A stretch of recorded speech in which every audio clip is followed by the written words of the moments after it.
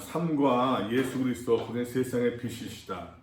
우리가 이 성경 정상 오르기 6권을 볼 때에는 여러 번 말씀을 드렸거니와 6권을 볼 때는 우리가 이제 그 예수 그리스도라고 하는 어떠한 그 큰 주제를 가지고 예수 그리스도의 어떠한 구속사적인 관점을 가지고 성경 전체의 다양한 토픽을 가지고서 이제 성경 전체를 조명하는 모습이지 않겠습니까? 우리가 1과에서는 그 요한복음 전체를 21장까지 한번 훑어봤었고 2과에서는 창조라고 하는 주제를 가지고서 예수 그리스도라고 하는 안정으로 창조라는 주제를 가지고서 이제 그 신구약 성경 한번 쏙 훑어봤었어요. 그 3과에서는 이제 빛이라고 하는 그 주제를 가지고 돈을 꾸는 게 빛이 아닙니다. 돈 꾸는 게 빛이 아니라 빛이라고 하는 이 주제를 가지고서 이제 신구약 성경을 한번 쑥 훑어보는 설계하는 그런 내용들입니다. 여러분 빛이를 하니까는 아까도 말씀드렸지만 조금 뭐라고 할까요? 좀 뭐 내 개인적으로서 좀 뭐 그런 게 있어가지고서는 하는데 이거 좀 도움이 될지 모르겠어요. 이런 자료들이 이게 이제 렘브란트라고 하는 유명한 화가의 그림이거든요. 이 사람이 이제 17세기, 18세기, 저 정확히 몇 년인지 모르겠네요. 그 사람의 어떠한 했는데 그때 이 사람이 가운데 모자 쓴 사람이 교수예요. 해부학. 그때 이미 주변 사람의 시신을 놓고서 이제 그 몸의 그 뭡니까 이제 그 근육이라던가 그런 것들을 의학도들을 가지고 대상으로 해가지고서 지금 강의하고 있는 모습에 해부학 강의. 굉장히 디테일하지 않습니까? 이 사람들은 굉장히 뭔가 좀 열심으로 하고 뭐 적는 모습도 있고, 그죠? 뭔가 메모하고 뭐 적는 모습. 이때 메모를 어떻게 하는지 모르겠어요. 이 메모도 아마 잉크 가지고서 이제 하고 그랬겠지 메모도 이제 그러는데 이 사람들의 얼굴들 보게 되면은 굉장히 뭐라고 할까 호기심이 있고서 하나하나 놓치지 않으려고 하는 그러한 이제 그 면들이 보여요. 하나하나 놓치지 않고 그냥 쳐다보려고 하는. 제가 예? 뒤에 사람 딴다고 했어요. 어디 가나 늘 딴짓하는 사람도 있으니까 아무래도 뭐 뭔가 좀 찝찝하고 제가 이거 먼저 그 생각 들었는데 부목사 할 때 어서 오세요. 부목사 할 때 저희 담임 목사님한테 이제 그 뭡니까 장례 목회를 잘 배웠어요. 옛날에 그랬죠. 전 정말 아마 제 나이 또래에서 이관을 그렇게 많이 해본 사람은 별로 없을 거예요. 이관을 좀 많이 해봤어요. 처음에 했는데 이제 제일 이제 그 교회에서 그 부목사님 이제 제일 신참이었으니까는 나보고서 목사님 할머니였었는데 머리 잡으십시오. 머리 잡고 있으래. 다른 같이 간 이제 같이 그 교회의 입사 동기 그 부목사 그 친구는 머리 잡으려니까 못 잡는 거예요. 목사님 나가십시오. 양 목사님 머리 잡으십시오. 머리 잡았는데 머리가 할머니 뭐 죽은 사람 머리 잡는 거예요. 참았죠. 그냥 차더라고요. 그러면서 이제 발을 들여놓은 거예요. 그러면서 발을 들여놓고 진짜 참 그 장례를 많이 했어요. 입관을 많이 했어요. 그러는데 그때 이 글을 보면은 그 생각이 늘 나요. 못 만질 사람이 있어요. 자기 부모가 돌아가셨는데도 자기 그 부모 입관을 쳐다보지 못하는 사람들이 있습니다. 자기 부모인데도. 그래서 저는 그 담임 목회하면서도 늘 그랬었어요. 그래서 돌아가신 분들, 근데 이제 그 교회에서도 언제부터인가는 교회 그 병원에서 장례할 때는 교회에서 염을 안 했어요. 그 염쟁이들이 싫어하는 거예요, 장의사들이. 거기다 이제 뭡니까 이제 그 노잣돈도 넣어주고 하게 되면 한번 관뚜껑 닫으면 다 끝나고 나서 밤에 뚜껑 열어가지고 다시 이제 노잣돈 꺼내고 막 그러는데 그러고도 그거 못 박는 게 아니에요. 다 해가지고 다 그런다고요. 그러는데 이제 저희 가게 되면은 이제 늘 이제 한일병원이라고 하게 되면 목사님 그냥 설림병원에서 그랬거든요. 설림병원에서 제가 이제 그 얼굴을 닦아주러 같이 들어가니까는 그 염쟁이들이 장사에 그러더라고. 목사님 다 아시겠지만 이렇게 하면은 저희가 이제 그 노자도 같이 못하니까 먹고 살기 힘들다. 좀 그 식구들한테 좀 수고비 좀 이야기가 하죠. 말씀해 주세요. 그러더라고요. 그래서 알겠습니다. 말씀드릴게요. 염려하지 마시고 말씀드릴게요. 이제 그러고 그랬었는데 거기서는 그 장례에서 장의사들이 싫어해요. 그거는. 그 언제부턴가는 교회 이제 그 병원에서 장례를 할 때는 목사들이 이관하지 않는다. 염하지 않는다. 그래가지고 집에서 할 때는 집에서 장례할 때는 이제 그 한다. 그래서 여기 있을 때도 자기 목사할 때도 제가 입관할 때 뭐 입관을 다 하지 않지만 얼굴은 제가 닦아드렸어요. 돌아가신 분들 얼굴은 닦아드리고 이제 그랬었는데 굉장히 좋아해요 가족들이. 굉장히 좋아하는데 난 이거 보면서도 늘 이제 그 처음에 머리 잡을 때 이제 그 생각이 나요. 그 할머니 얼굴도 기억나지 않지만 내 교구도 아니었으니까 기억나지 않아요. 그런데 뭐 이러면은 이제 이게 뭡니까 이제 해부학교실이에요. 해부학교실. 어떤 제가 이거를 왜 보여주는지 아시겠어요, 여러분? 왠지 모르게 여러분 조명이 지금 어디에 비치고 있습니까? 시시에 딱 비치고 있잖아요. 그죠? 그래서 레므란트가 그때 여러분 이미 뭐 몇 년대 한뭐 1600년대, 500년, 600년대 전후 되지 않을까 싶었는데 정확히 모르겠는데 그때 여러분 이 레므란트가 하는 것이 무슨 뭐 조명이 있었겠습니까? 없었을 거 아니에요. 근데 이 사람이 이렇게 아주 이제 빛과 빛을 제일 잘 사용한 사람이 레므란트예요. 그림에 있어서 빛을 제일 사용을 잘한 사람이에요. 그러니까 확연히 드러나요. 근데 여러분 또 이 그림 보세요. 이 그림은 이제 예레미야예요. 예레미야가 예루살렘이 멸망했다고 하는 예루살렘 망가졌다는 그 얘기를 듣고서 예레미야 탄식, 애가 탄식, 슬픔을 이야기하고 있는 거예요. 역시 레므란트 작품인데 아마 이제 그 설에 의하면은 아마 그 예레미야의 모습을 실제 모습을 자기 아버지 렘브란트의 자기 아버지를 모델로 삼아서 그렸다라고도 얘기하는 사람들이 있어요. 근데 어쨌든 간에 이것도 보게 되면 여러분 참 그 조명을 잘 살리잖아요. 조명이 그냥 딱 위에서 비춰지면서 그러나 그런 가운데서도 왠지 모르게 조명이지만 그림에서 싹 이쁘게 잘 그려져 있네. 그죠? 그림에도 그때 무슨 스폴란트가 뭐가 있었겠습니까? 지금이야 우리가 그런 그림이 많이 그런 이제 그 장면들을 많이 보고 있지만 이때는 그러지 않았을 거 아니에요. 그런데도 이렇게 참 이런 걸 상상할 수 있다고 하는 것이 참 기가 막힌 거예요. 마치 연극 무대에서 서연의 주인공한테 스폴란트에 딱 비춰져 가지고서 이제 연극을 하듯이 말입니다.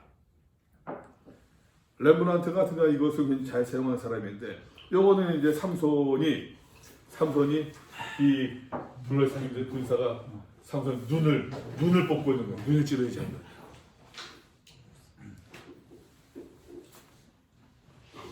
여러분 느끼시니까 어떤 이거 이제 머리카락이 잘려 있죠? 머리카락 잘리고. 머리카락 잘 잡혀 있고 이게 참 이 사람이 머리카락 잡았어요. 가위가 있나? 가위가 있네. 근데 가위가 너무 현대적이네. 그 당시에는 뭐 가위가 있었겠습니까? 가위 정도는 안 있었겠어요. 아니 삼손 시대. 삼손 시대. 아. 이 가위는 아마도 이제 그 렘브란트 당시에 그런 거예요. 그렇죠? 1606년에서 1600년. 예, 그러니까. 예. 근데 보고자 왠지 말입니다. 저기에 뭐 동굴봐도 이제 어떤 집안의 어떤 그 커튼 안으로 끌려 들어오는 모습인 것 같은데 정확히는 뭔가 빛이 있어요. 그죠? 이쪽으로서는 빛이 없어요. 그러니까 왠지 이것도 좀 시사한 바가 있어요. 빛된 그 자리에서 어둠의 자리로 저 끌려 들어와서는 머리카락도 잘리고 팔도 쇠사슬로 묶이네요. 묶이면서 말입니다. 눈을 이제 뽑히는 그런 이제 사실적인 장면을 그리고 있는 거예요. 또 보세요. 이거 뭔지 아시겠습니까? 돌을 들어서 스데반. 스데반이. 스데반이요. 이 누구겠습니까? 그럼? 바울. 사울. 사울. 역시 레브란트 작품이에요. 차이를 느끼겠어요? 어떤 차이? 빛과 어둠에서도 이제는 색깔을 다르겠어요. 색깔이 달라요? 아니 아까는 사울은 검은색에서는 초록색이 그 당시에 왠지 사울을 중심으로 사울 쪽에서는 어둠의 세력과 이 빛을 통해서도 이러한 이제 그 장면들을 묘사하는 거예요. 더 드러난 것이 여러분, 이거는 이제 그 누구의 뭐겠습니까? 이 그림이 돌아온 탕자의 비유예요. 돌아온 탕자의 비유인데 이건 렘브란트의 그림이 아니에요. 밖으로 또 차고 있네요. 렘브란트의 그림이 아닌데 이 그림과 여러분, 요거는 렘브란트 그림이에요. 유명하죠. 이 사람이 렘브란트 그 돌아온 탕자 보게 되면 머리가 삭발해요. 그게 그의 삶이 어땠는가를 짐작할 수 있죠. 죄수, 뭐 그런 사람들. 더더군다나 이 옷도 다 찢어졌네요, 그냥. 그죠? 키워. 옷도 찢어져 있고 더더군다나 이 아들의 신발을 보세요. 발. 신발도 다 해줘가지고서 한쪽은 왼발에. 신발도 벗겨지고서 뭐 이거 막 이게 깨지네 여기서는. 이게 다 표현이 안 되는구나. 이게 이거를 이게 못 따라오네. 이게 못 따라오는구나 이게. 이게 왜 그러지? 이게 4K인데 연결이 하여튼 그래요. 이 그림과 이 그림의 차이를 느끼시겠어요? 잘 보입니까? 예. 아버지가 아들을 영접하는 장면이 있어요.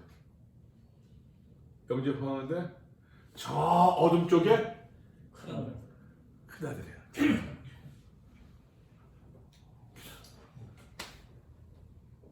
저 굉장히 상징적이잖아요. 빛과 어둠을 가지고. 이거는 이제 예수님께서 십자가 달려서 이제 내리는 장면이에요.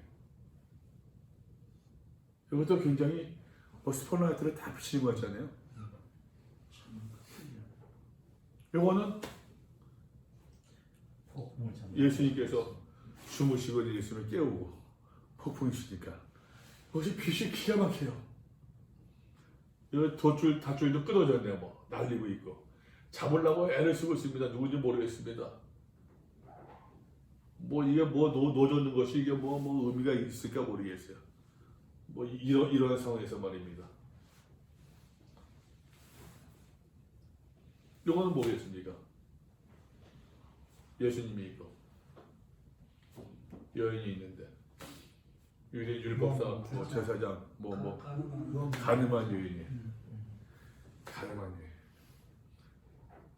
뭐 실제 그 당시에 이런 장면이었겠습니까만은 그러나 역시 그 당시에 어떤 그 중세의 어떤 교회, 유럽의 사회 교회의 그 배경 가운데 상상하는 가운데에서 예수님과 여인에게 다 빛이 비치는, 그죠? 스포츠한테 비춰진 것 같아요. 이런 상상을 지금이야 우리가 쉽게 상상하는데 이런 상상을 어떻게 했을까 모르겠어요. 이런 상상들을. 이게 대표적으로 빛과 어둠을 대비하면서, 그래서 성경에서도 우리가 잘 알다시피 성경도 보게 되면은 저는 요한계시록 공부할 때도 여러 번 말씀을 드렸습니다만 요한계시록 공부할 때도 보게 되면 굉장히 어떠한 상징들을 이용을 잘하잖아요. 다시 말씀드립니다. 저는 그렇게 읽습니다. 제가 읽는 것은 요한계시록의 다양한 상징들, 다양한 어떤 환상들, 환상 이런 경우들은 저는 예화라고 이야기하고 싶어요. 예화. 사도 요한이 그 동시대 사람들한테 뭔가 신앙적 교훈, 신앙적 경고, 하나님의 말씀을 전하고자 하는 교훈이 있는데 그 교훈을 그 시대 사람들은 조금 더 생생하게 전달하기 위해서 어떤 심볼을 상징하고 우리가 뭐 설교하면서 예화를 쓰는 것처럼 다양한 예화를 쓰는 것처럼 근데 어찌 보게 된 말입니다. 우리가 쓰는 예화들은 뭐 용서하십시오 여러분 많은 목사님들이 쓰는 예화들을 보게 되면은 출처도 알 수 없는 예화들이 많아요. 진짜이냐 아니냐 뿐만 아니라 이게 어디서 비롯되어진 무슨 이야기인지 그저 그냥 은혜로운 이야기만 그냥 막 차용하는 거야 그냥. 출처도 알 수 없는 진위 여부를 떠나서 출처도 알 수 없는 예화들이 여러분 사실 얼마나 난무합니까? 그런데 사도 요한은 말입니다. 그러한 다양한 환상들을 이야기하고 다양한 것들을 이야기할 그 전달함에 있어서 늘 출처가 분명해요. 어디입니까? 구약의 말씀들. 에스겔의 환상을 가지고 오고 다니엘의 환상을 가지고 오고 스가랴에서 이제 그 두 증인을 환상 가지고 오고 뭐 우레와 심판과 우레와 번개와 뭐 이제 뭐 이런 것도 하나 심판한다. 왜 구약에 보게 되면 하나님께서 우레로 이방 민족들 심판하신 장면들이 많이 나오잖아요. 구약의 내용들을 굉장히 많이 가지고 와서 그걸 가지고 와서 그 동시대 사람들의 어떠한 적용할 수 있는 그걸로 재미있게 다시 각색을 해가지고 전달하고 있더라라고 하는 것이에요. 마찬가지로 성경에서도 보게 되면 성경의 기자들이 우리가 이제 뭐 우리 목사들이니까 그렇게 얘기해도 되겠죠. 뭐 하나님께서라기보다도 성경의 기자들이 하나님을 묘사하고 예수 그리스도를 묘사하고 하나님의 창조를 이야기할 때에도 하나님의 구속을 이야기할 때에도 굉장히 다양한 상징들을 활용하면서 그것을 효과적으로 잘 전달하고 있다라고 하는 것. 빛의 반대가 뭡니까, 여러분? 어둠이죠. 빛과 어둠이에요. 그죠? 아까 삼손의 그림에서 보았던 것처럼, 예? 여기서도 뭐 간단합니다. 빛과 어둠이에요. 사울의 어둠의 세력에 잡혔을 때에 스데반을 죽이는데 앞장섰던 인물이었단 말이에요. 삼손도 마찬가지입니다. 어둠으로 끌려 들어가서 빛의 자리에서 어둠으로 끌려 들어가서 죽임을 당하는 그 뭐 어찌 보면 그 레브란트나 이런 사람들 그 뭐 다빈치 같은 경우도 천재라고 그러지 않습니까? 맞아요. 천재인 이유가 천재인 게 맞아요. 왜 천재인 줄 아세요? 왜 천재인 줄? 그 당시에 사람들 글을 압니까 모릅니까? 글을 몰라요. 그 당시에 책이 있습니까 없습니까? 책도 많이 없어요. 구텐베르가 금속활자 발명의 전까지는 책도 많이 없어요. 글을 알 이유도 없고 글을 알아도 책을 뭐 볼 기회도 없는 거예요. 여기서 구약사람 유대인들의 유대함이 여기 있죠. 이 사람들이 양패에서 하나님의 말씀을 계속 읽고 암송하고 하는 거. 여기에 이제 유대함이 있는 거죠. 그런데 이 사람들이 말입니다. 예술가들이 성경의 이야기를, 성경의 내용을 누구나 알기 쉽게 그림으로 의미를 담으면서 묘사하는 거예요. 그러면 말입니다. 이 예술가들은 글을 알았겠어요, 몰랐겠어요? 알았을 가능성이 크죠. 글을 알고 상상을 하면서 그림 그리는 실력까지 있어가지고 그걸 표현하는 거예요. 그러니까 그 당시에 보통 어떤 평범한 사람들보다는 훨씬 더 지능적인 지능과 훨씬 더 예술적 감각이 아주 남다른 사람이라고 이야기할 수 있겠죠. 그러니까 이 사람들이 천재라고 할 수 있는 거예요. 거기다가 이 한 폭의 그림에서 삼손의 비참함을 말입니다. 어둠 속으로 끌려가서 눈이 뽑혀지는 이 비참한 모습 빼서 이 그림 속에서 이 그림을 가지고 부모들이 아이들한테 할 때 하나님의 말씀 가운데 어둠과 있지 않냐고 빛 가운데 있어야 된다 라는 이야기를 교훈을 전달할 수 있지 않겠느냐라고 하는 것이에요. 지극히 단순한 교훈이지만 그러니까 이런 것처럼 성경의 많은 기자들도 여러 가지 다양한 상징들을 이제 활용하면서 이용하면서 이제 성경의 내용들을 이제 기록을 했으니 그것이 우리가 공부하려고 하는 오늘에서 이제 빛과 어둠, 그리스도는 세상의 빛이시다라고 하는 것이에요. 한번 여러분 우리의 교제를 그 말씀을 봅시다. 말씀 보게 되면은 하나님은 빛은 하나님의 이미지래요. 이미지가 뭔지 아시죠, 여러분? 이미지 하게 되면은 뭐 예를 들어서 뭐와 연관되지 않습니까? 아까 제가 얘기 들었던 것처럼 저는 아까 그 해부학교실 글을 볼 때마다 처음에 그게 떠오르는데 이미지가 떠오른다니까. 그 할머니 머리 잡았던 게 떠올라요. 그런 이미지가 있잖아요, 나름대로. 여러분들 교회 하게 되면 어떻습니까? 저는 교회 하게 되면 늘 생각나는 게 저는 제 모교회 영락교회가 늘 생각나요. 교회 하게 되면 영락교회에서. 그래서 처음 영락교회 들어왔을 때도 하나님 아버지 영락교회에서 그 하나님 아버지 영락교회에서 기도합니다. 그것이 너무너무 좋았어요. 영락교회라고 하는 그 말을 하면서 그 단어를 써서 너무너무 감사했어요. 영락교회에서 이제 오면은 그 언덕 위에 이제 교회 있고 거기서 이제 놀던 거 하고 뭐 그런 여러 그 이미지가 있거든요. 그런 이미지들 있잖아요. 이런 이미지들. 빛은 하나님의 이미지래요. 그러니까 우리가 빛 보게 되면은 빛 하게 되면은 사실 성경에서 이야기하고 있는 것 빛 하게 되면 누구를 그리고 있다? 하나님이라는 얘기예요. 하나님이 이르시되 빛이 있으라 하시니 빛이 있었고 빛을 누가 창조하셨다? 하나님이 창조하셨습니다. 주께서 옷을 입은 같이 빛을 입으셨대요. 옷을 봐도 여러분 우리가 유니폼이 있지 않습니까? 유니폼.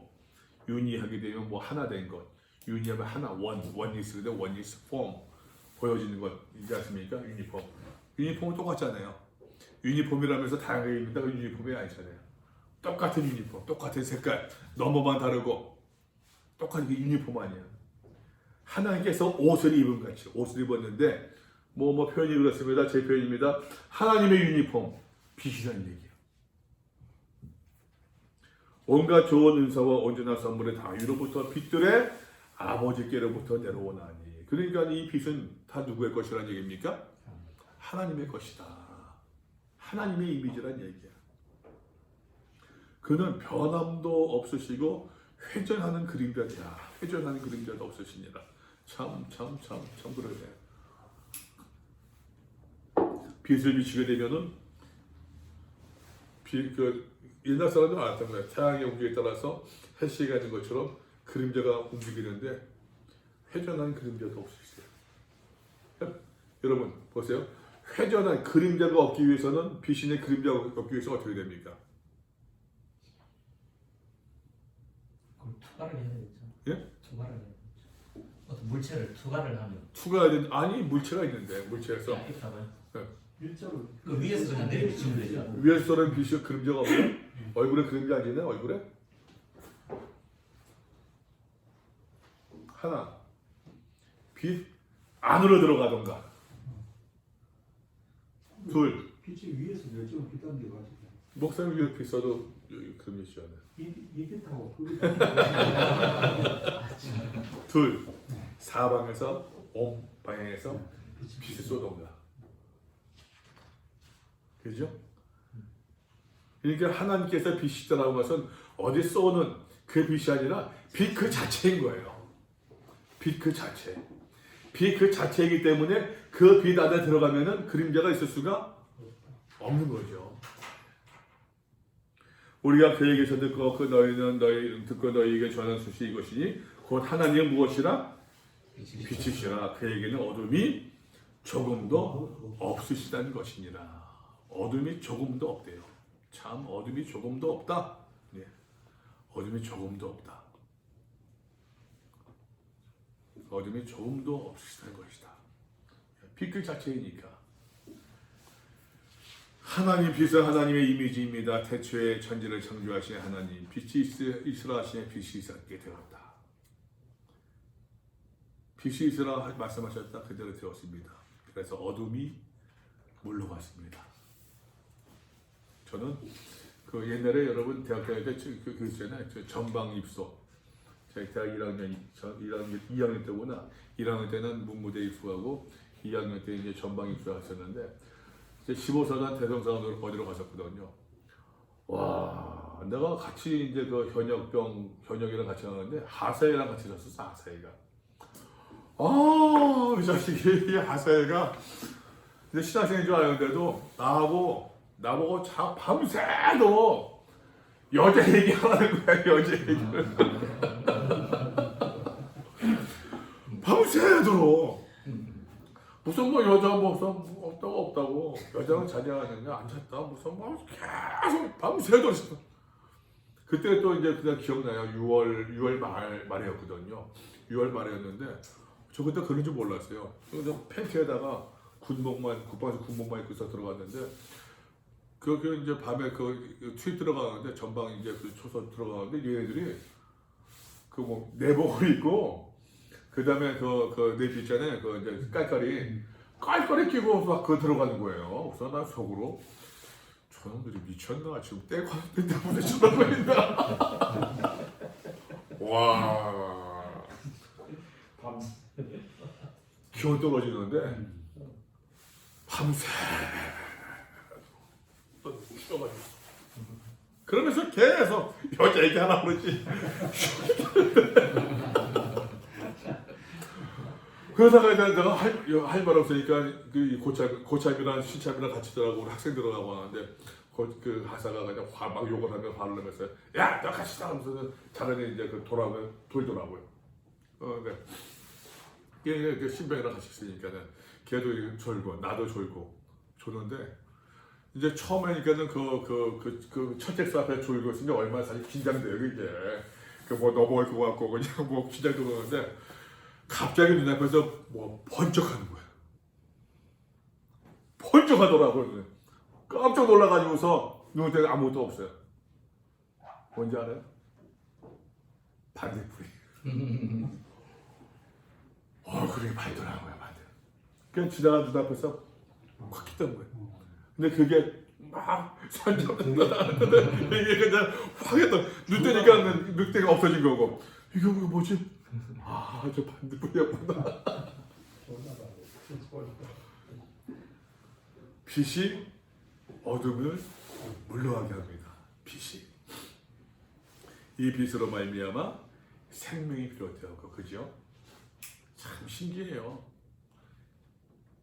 이 성경 창세기 기자가 다 이걸 과학을 알았는지 경험적으로 한 거겠죠. 경험적으로. 이 빛으로 말미암아 광합성도 하고, 이 빛으로 말미암아 적당한 온도도 유지할 수 있고, 이 빛으로 말미암아 역사가 비롯되었고 문명이 비롯되었습니다. 근데 사실 창세기를 중심으로 본다고 한다면은 창세기는 문명을 특히 도시의 문명을 되게 바람직하게 보고 있지 않아요. 창세기는 도시의 문명을. 하나님은 시공을 초월하여 빛으로 계신다. 빛을 옷 입고 계신 분이 아까 시편님 말씀 보았었죠. 그에게는 그림자도 회전하는 그림자도 없으시다. 왜? 이유가 무엇인지 하나님은 곧 빛이시기 때문이다. 자, 그래 빛의 반대가 뭡니까? 어둠. 어둠은 죄의 이미지.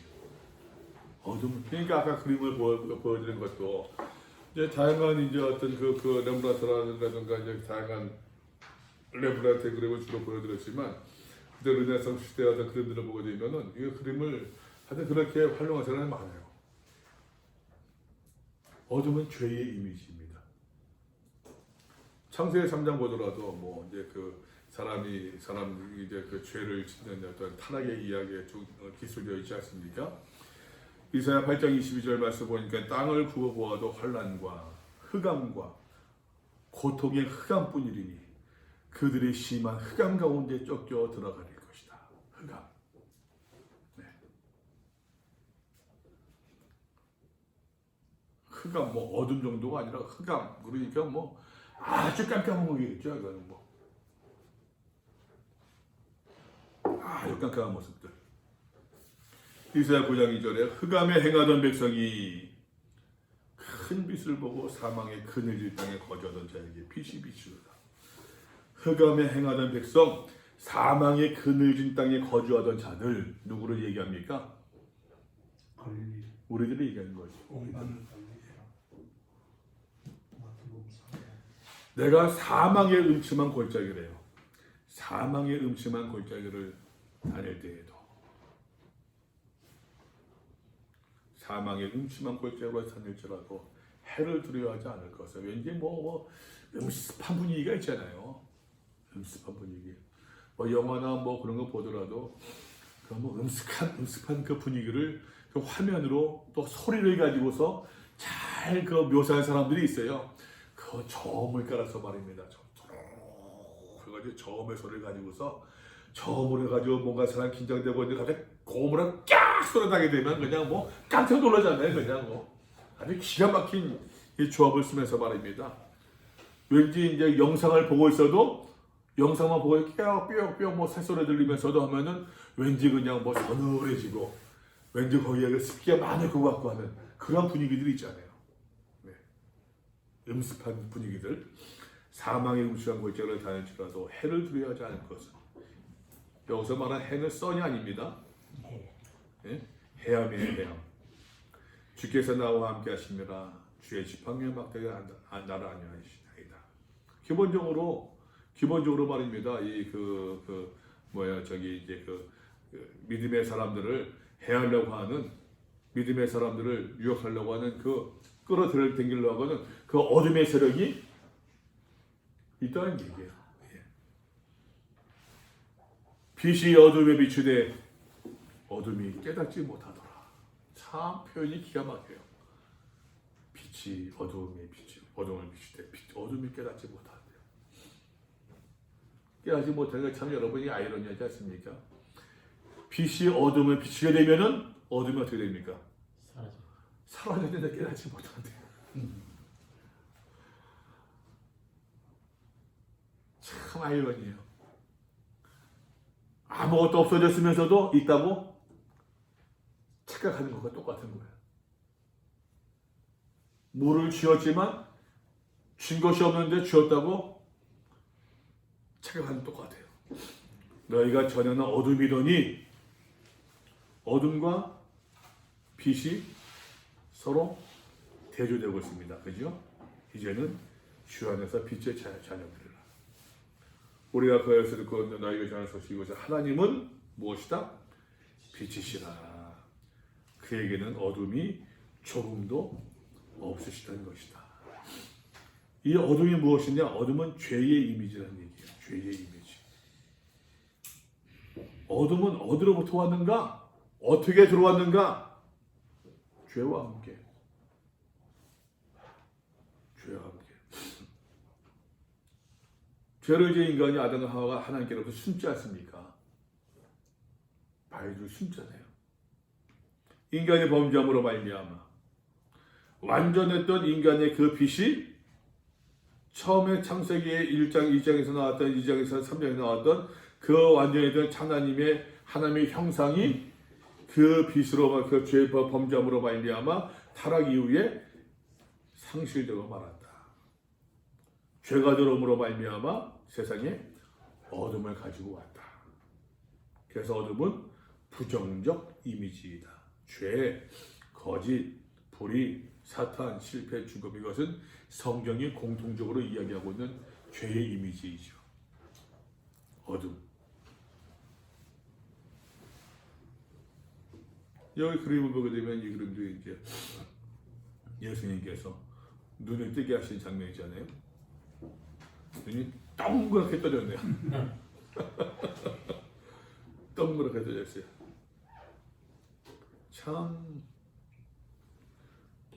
이거 참 얼마나 참 감동스러웠을까.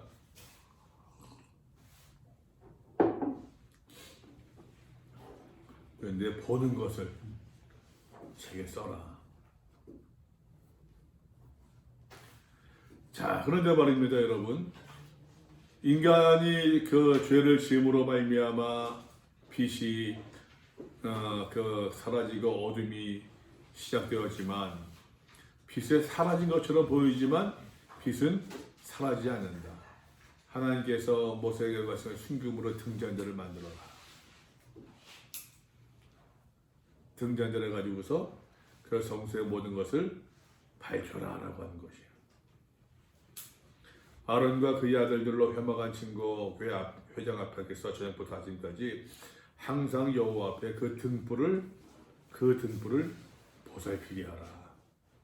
이는 이스라엘 자손이 대대로 지킬 규례이니라. 그러니까는 어쩐 의미에서 보게 되면 이스라엘 백성들이 이제 쭉 뭐 해가지고 우선 죄를 짓고 들어서 뭐 범죄하면서 말입니다. 어둠의 길을 걷고 있습니다만 그런 가운데서도 하나님께서 성소의 불을 밝혀라. 등잔대 불을 밝혀라.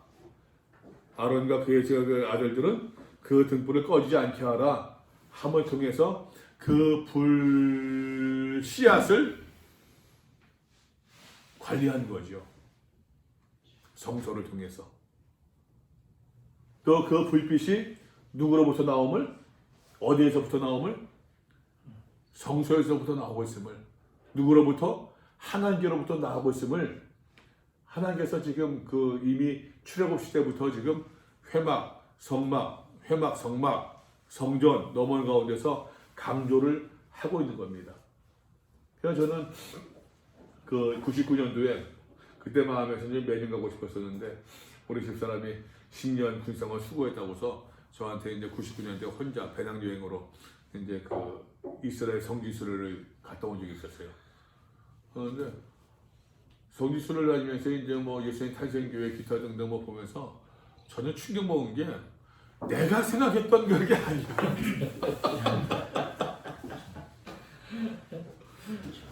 예수님 탄생교회 가서 보니까는 이게 무슨 이게 어디 무당집이 왔는지 난 깔끔해야 되는데 그냥 줄도 딱딱 맞아야 되고 막 깔끔해야 되는데 이거 그냥 뭡니까? 매달 이제 촛불 켜놓고 있으니까는 그름이 거짓말하지 않고 떠덕 붙어 있는 거예요. 와. 그리고 사람들의 만지, 특별히 이제 카톨릭 사람들의 만지자냐고 해가지고서 고기만 반질반질해. 아주 떼꾸장물에 잘 썰어놓는데 그 떼꾸장물들은 다른 거 아니에요. 그름들. 이제들은 이제 불을 밝히고 있으니까. 지금 아마 한국교회에서 그러고 있으면은 나를 것 같아. 나를 할 거예요. 제가 모셨던 목사님도 그랬어요. 이분은 보통 깔끔한 게 아니라 의자술 짝짝짝 맞아야 되고 앞뒤 간격 딱 맞아야 되고 막대기 있지 않습니까? 70년짜리 막대기 딱 갖고 와서 의자들마다 아주 딱딱처럼 맞추는 거야. 쫙 더 목사님 다시 아니 다시 그다음 와 더럽기가 한량 없더라고요. 등불 때문에. 어찌 보게 되면 수천 년 동안 그 등불이 꺼지지 않았다고 보는 것이 맞겠죠. 빛은 사라지지 않았습니다. 그때의 맹인이 눈이 밝을 것이며 모든 이제 귀가 열린다. 눈이 밝는다. 똑같죠? 다 눈이 귀가 밝힌다. 이제 빛의 이미지예요. 빛의 이미지. 눈이 밝아진다. 빛의 이미지입니다. 눈먼 자들 눈을 밝히고 흑암에 앉은 자를 감방에서 나오게 할 것이다. 눈이 밝아진다. 어둠에 흑암에 앉은 자, 어둠에서부터 하나님께서 어떻게 해요? 그 빛을 통하여 구원해 주신다. 인도해 주실 것이라고 하는 얘기예요. 이제 여호와께서 말씀하시니 또 너를 이방의 빛으로 삼아 나의 구원을 베풀어서 땅까지 이르게 할 것이다. 이방의 빛으로. 나는 빛도 짓고 어둠도 창조하며 평안도 짓고 환난도 창조하나니 나는 여호와라. 이 모든 일을 행하는 자니라.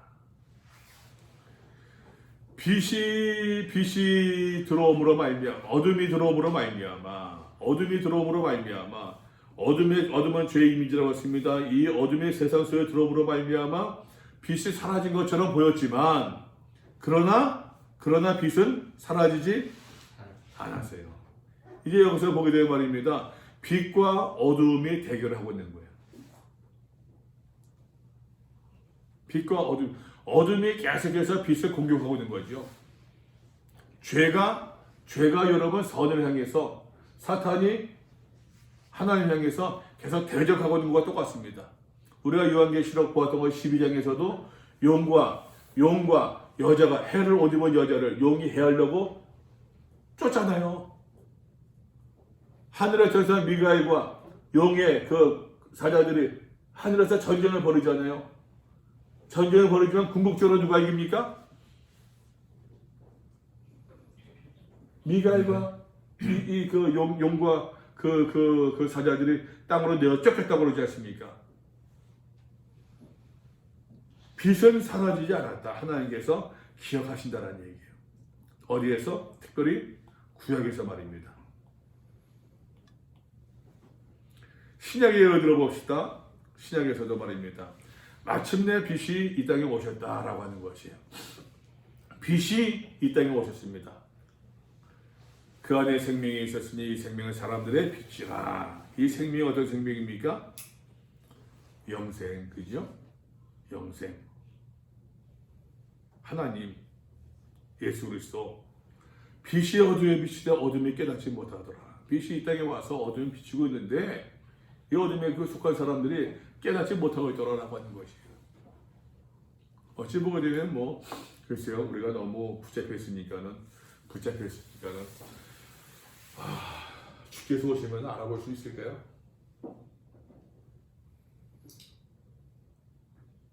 주께서 오시면은 못 알아볼 것 잘 같아요. 모르지 않아. 그 엠마오 제자처럼. 주께서 오시면은 제가 갑자기 기억나는 게 하나 있는데 그 그림이 이게 찾아질려나 모르겠네.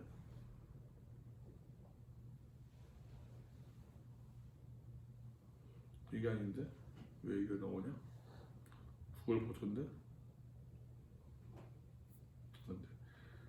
하여튼 제가 봤던 것이 유럽에 이제 이제 길거리 카페에서 사람이 식사하고 있는데 한쪽에 이제 거지가 길게 누워 있는, 한쪽에 한 식구들 이제 맛있게 음식을 먹고 있고 아무렇지도 않게 먹고 있고 이제 거지가 길게 누워 있는 그 그림이더라고요. 그 사진이 누가 찍어서 하는데 그게 이제 거지와 나사로 비유. 어찌 보거든 그것이 현대판 이제 그 빈곤의 극명한 차이. 근데 우리가 알고 우리가 믿기에 예수님께서 다시 이 땅에 오실 때는 부자로 오실까요? 가난한 자로 오실까요? 우리가 성경적 상식으로 하면은 부자로 오실까요? 난 당연히 가난한 자로 오실 것 같아요. 예수께서 이 땅에 오신다고 한다면은 그 예수를 이제 알아볼까? 나부터라도 그런 것을 당하면 기분 나빠하면서도 나 또한 그런 것을 쉽게 자신을 표현한단 말이에요. 예를 들어서 이제 저도 이렇게 장사를 하고 하고자 보니까는 교인들 와서도 이제 함부로 한 경우도 있어요. 함부로 해서 상당히 불쾌하죠. 저 사람이 내가 이제 조그만 교회 목사를 거기 있으면은 저렇게 행동할까? 행동하지 않겠죠. 그런데 또 나부터라도 좀 번듯하게 입은 사람하고 그래서 나보다도 그것도 행동하기도 하고. 내가 알아볼게요. 못 알아볼 것 같아요. 예수님께서 이때 오신다고 합니다. 빛이 어둠에 비추되 어둠이 깨닫지 못하더라. 말씀이 육신이 되어 우리 가운데 거하시며 우리가 그의 영광을 보니 아버지의 독생자의 영광이요 은혜와 진리가 충만하더라. 영광을 보니 하나님의 빛을 본다는 이야기죠. 그들 앞에서 변형돼서 얼굴이 해같이 빛나며 옷이 피겨같이 씌워줬더라. 누가? 예수님께서 변화사에서 모습인 거죠. 예수님께서 변화사 모습에서 여러분 그 누구를 만났습니까? 모세와 엘리야. 왜 모세와 엘리야였습니까? 율법과 선지자. 율법과 선지자. 그렇게 보기도 하고 또 그렇게 보더라고요. 유대인들의 전통적인 사고에서는 모세 무덤이 있습니까? 없습니까? 모세 무덤이 없잖아요. 유대인들은 모세도 승천 물어본대요. 모세도. 또 이제 그래도 우리가 것이 엘리야도 승천했잖아요. 네. 그래서 이제 예수님도 승천하신 분이니까. 그래서 제가 이제 그 예전에 봤던 이제 그 예전 확실히 요즘에 이제 공부하는 거 보게 되면 우리 아들이 공부하면서 이제 공부하는 걸 질문할 때가 있어요. 그런데 내가 우리 공부할 때 듣지 못하던 얘기들이 많아. 확실히 이제 신학생들하고 공부할 때도 보면은 질문할 때 보면은 지금 신학이 높구나. 또 책들 보게 되면은 신학이 발달하니까 이제 새로운 문헌들이 발굴되고 예전에 이제 해석하지 못하던 이제 고고와 같은 문구들이 이제 해석되어지고 이게 발달하니까 다르구나라는 것을 많이 느끼고 하는데 어쨌든간에 제 예전에 봤던 것은 저는 이제 모세 율법 그죠? 이제 뭡니까? 이제 또 이제 엘리야는 어떤 예언자들 대표성으로 해가지고서 또 이제 모세가 사실상 이제 율법을 통해서 이스라엘 신앙 공동체를 어떤 근간을 놓았다고 한다면은 그잖아요, 그죠? 믿으면 이스라엘의 신앙 공동체니까 국가 공동체가 아니잖아요. 정치 공동체니까 신앙 공동체란 말이에요.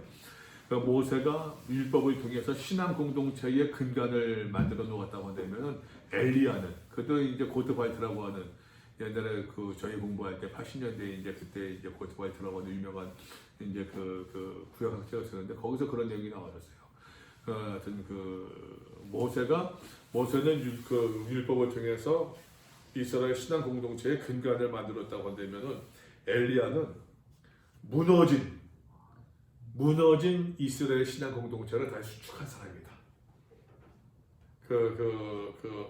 갑자기 산에 갈멜산에서 850대 1의 싸움을 하잖아요. 고트바트는 그런 얘기를 거기서 보게 되면은 그 당시 이스라엘 종교적 상황이 바알 종교와 여호와 종교가 850대 1이 될 정도로 오죽하면 엘리야가 나만 나이다 하겠습니까? 오죽하면은 제 사람들 하나님 성경 나만 나이다 할 정도로 이스라엘의 어떤 신앙 공동체가 완전히 무너졌다는 얘기예요.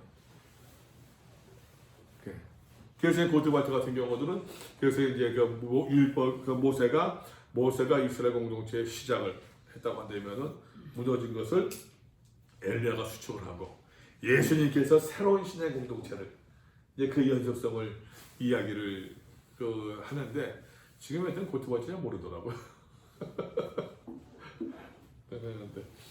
어쨌든 말인데 해가 지는 같이 씌워졌더라. 자, 마침내 이 빛이 오셨습니다. 구약에서는 빛이 사라지지 않았습니다. 하나님께서 그 빛을 사라지지 않게 하셨어요. 사무엘 시대 보게 되면 말씀이 쉬게했지만 엘리도 하나님 음성 듣지 못했지만 그러나 어린 사무엘을 통해서 하나님께서 미래에 벌어진 여러 가지 많은 사건들을 계시해 주셨던 것처럼 말씀이 쉬게했지만 말씀을 듣고 전해야 되는 제사장도 말씀을 듣지 못했었지만 그래서 하나님 여호와의 말씀이 사라진 것은 아니었던 것처럼 그죠? 사라지지 아니었던 것처럼 빛은 사라지지 않았다. 하나님께서 궁극적으로 예수 그리스도를 보내심으로 말미암아 하나님께서 직접 이 땅에 다시 오셨다는 이야기예요. 어둠의 세상, 어둠이니까 빛이 없으니까 동통이죠. 모든 것이 얼어붙겠죠. 참 우리가 경험하지 않습니까, 여러분? 빛이 이제 날이 추워지니까는 어저께 아들이 전화가 왔어요. 전화하게 되면은 늘 이제 그 페이스타임 하거든요. 영상 통화하는데 이제 어제 밤 한 11시 올라갔나? 보다 11시 올라가는데 전화가 와서 이제 써 받으니까 티를 입고 있으니까 어제 입은 돈은 그대로네. 입고 있으니까는 어디에요? 그 집이지. 아, 이거 천마다 뭐라는지 아세요? 근데 왜 옷을 입고 있어? 맨날 벗어야 되는데 왜 옷을 입고 있어? 그래서 런닝구 입고 있어야 되는데 추워서 입었다. 옷 입으면 안 되냐? 아니 맨날 런닝구 입고 계셨잖아요. 그래서 추워서 입었다. 옷을 입으면 추워지니까 빛이 없어지니까 결국 그거예요. 몸도 얼고 마음도 얼고 지금 코도 막히는 것처럼 빛이 동토의 땅에 되어집니다. 사람의 빛으로 사람에게 비추는 빛, 세상의 빛으로 세상에 비추는 빛으로 참 빛으로 생명의 빛으로 생명을 주는 빛으로 영광의 빛으로 하나님의 영광으로 인도하는 빛으로 예수 그리스도께서 이 땅에 오셨다. 사람에게 비추는 빛으로 세상을 살리는 빛으로 진리로 인도하는 빛으로 영생으로 인도하는 빛으로 하나님의 영광으로 인도하는 그 빛으로 예수 그리스도께서 이 땅에 오셨다. 은혜와 진리가 충만한 하나님의 독생자 영광으로 오셨다. 이방 사람들에게는 계시하시는 빛입니다. 이전에 이방 사람들에게 빛을 모르는 이방 사람들에게 하나님의 영광의 빛을 모르는 이방 사람들에게 예수께서 이 땅에 오심으로 말미암아 그 하나님을 알 수 있는 그 길, 그 지혜, 그 빛을 보기를 원한다고 하는 것이죠. 이제 나중에 나갑니다, 여러분. 이것은 우리 모두에게 어떤 의미에서 사명으로 드러나요. 우리의 주신 사명으로. 주님의 백성들에게는 다시 영광의 빛으로 하나님과 관계가 회복될 수 있는 그 빛으로 이 땅에 오셨더라라고 하는 것이에요. 관계 회복원입니다. 여러 번 말씀드렸잖아요. 그러니까 믿음이 무엇입니까? 믿음은 하나님과의 관계 회복이라고. 복음에는 하나님의 의가 나타나서 복음에는 하나님과 관계를 회복할 수 있는 올바른 관계를 맺을 수 있는 길이 있다고요. 믿음으로 믿음에 이르게 하다니 오직 이 복음에 하나님과 올바른 관계를 맺을 수 있는 그 길이 있다는 얘기예요. 예수께서 이 땅에 오신 것도 복음에는 하나님의 의가 나타났다. 이 복음에 하나님과 올바른 관계를 맺을 수 있는 그 지혜가 그 길이 계시된 것처럼 마침내 빛이 이 땅에 오심으로 말미암아 우리들에게 하나님과 영광, 온전한 관계를 맺을 수 있는 올바른 관계를 맺을 수 있는 그 길이 열려지게 되어졌더라. 우리에게는 관계 회복이지만 또 이방 사람들을 향해서는 우리가 그것을 전해야 되는 사명의 모습으로 우리에게 그 사명을 던져주고 있는 것이죠. 그러므로 빛은 예수 그리스도의 이미지이다. 좀만 쉬었다 합시다.